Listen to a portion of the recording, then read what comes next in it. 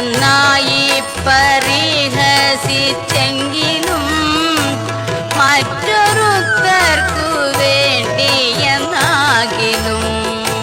കൃഷ്ണ കൃഷ്ണ മുകുന്ദ ജനാർദ്ദന കൃഷ്ണ ഗോവിന്ദ നാരായണ ഹരേ.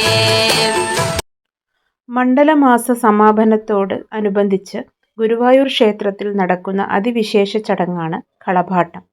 വിശേഷ സുഗന്ധ കളഭം കൊണ്ട് ഗുരുവായൂരപ്പനെ അഭിഷേകം. വർഷത്തിൽ ഒരു ദിവസം മാത്രമാണ് ഗുരുവായൂരപ്പന് കളഭാഭിഷേകം. കോഴിക്കോട് സാമൂതിരിപ്പാടിൻ്റെ വകയാണ് കളഭാട്ടം.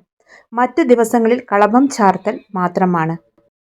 കാശ്മീർ കുങ്കുമപ്പൂവ്, മൈസൂരു ചന്ദനം, ഘോരോചനം, കസ്തൂരി എന്നിവ പനിനീരിൽ ചാലിച്ച് കീഴ്ശാന്തിമാരാണ് കളഭക്കൂട്ട് തയ്യാറാക്കുക. ഉച്ചപൂജയ്ക്ക് മുൻപ് കളഭാഭിഷേക ചടങ്ങ് നടക്കും. അസുലഭ ഭാഗ്യം. കളഭത്തിൽ ആറാടിയ കണ്ണനെ കാണാൻ ഗുരുവായൂരിലേക്ക് പൊയ്ക്കോളൂ. ഗുരുവായൂർ ക്ഷേത്രത്തിൽ മണ്ഡല സമാപനമായ വ്യാഴാഴ്ചയാണ് കളഭാട്ടം നടക്കുന്നത്. വർഷം മുഴുവൻ ഭഗവാന്റെ വിഗ്രഹത്തിൽ കളഭാലങ്കാരം പതിവാണ്. എന്നാൽ കളഭാഭിഷേകം മണ്ഡല സമാപനത്തിൻ്റെ പ്രത്യേകതയാണ്. 40 ദിവസം പഞ്ചഗവ്യാഭിഷേകവും 41 കളഭവുമാണ് ഗുരുവായൂർ ചിട്ട. പ്രത്യേകം തയ്യാറാക്കിയ കളഭക്കൂട്ട് സ്വർണ്ണക്കുടത്തിലാക്കി പൂജ ചെയ്ത് തന്ത്രി പന്തീരടി പൂജയ്ക്കു ശേഷം അഭിഷേകം ചെയ്യും. ഭക്തർക്ക് വെള്ളിയാഴ്ച പുലർച്ചെ നിർമാല്യം വരെ കളഭത്തിലാറാടിയ കണ്ണനെ കണ്ടുതൊഴാം.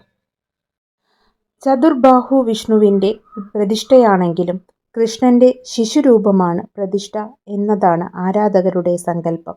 കംസന്റെ ജയിലിൽ എത്തിയതിന് തൊട്ടുപിന്നാലെ കുഞ്ഞു കൃഷ്ണൻ തൻ്റെ മാതാപിതാക്കളായ വസുദേവയ്ക്കും ദേവകിക്കും വെളിപ്പെടുത്തിയ പൂർണ്ണരൂപത്തെ പ്രതിനിധീകരിക്കുന്നു.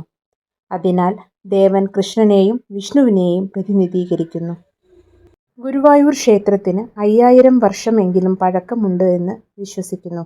എന്നാൽ ഇത് തെളിയിക്കാൻ പറ്റിയ രേഖകളില്ല.